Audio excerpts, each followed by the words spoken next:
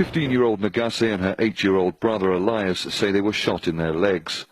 It happened during a crackdown on an anti-government demonstration near their house last month. I was in the backyard walking to the house when I was shot. My brother was in the house. I couldn't walk, I was bleeding.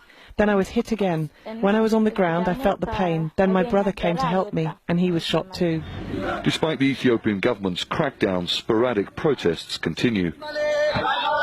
Anger among the Oromo people, Ethiopia's largest ethnic group, was sparked by the government's so-called Addis Ababa Integrated Development Plan. The government says it wants to improve roads, development and services in the Oromia region. The Oromo say it's a land grab. The government has now cancelled the plan. It says it wants to consult the Oromo on how to move forward. But the Oromo have for decades accused the government of corruption and ignoring their rights. There have been protests in towns and villages across Oromia. It's the largest region in Ethiopia, stretching hundreds of kilometres around the capital city, Addis Ababa.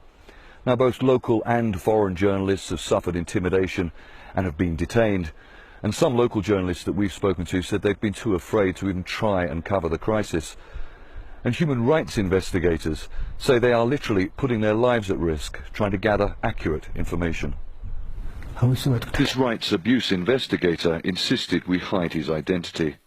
It's very dangerous. Everybody is living in fear. They imprison people every day. People have disappeared. Doing this work is like selling my life. This lawyer describes what he says are testimonies from families of the dead. Many of those people were killed after the protests took place.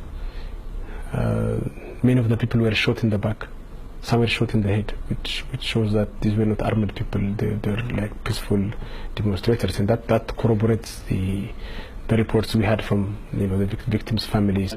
The government says the claims are exaggerated. People, whether they are civilians or security officials who've been involved in excessive use of force, for example, will be held responsible. Nagase and Elias recover at home. Young people who, so many Oromo say, suffer the consequences of demanding a better life. Charles Stratford, Al Jazeera, Addis Ababa.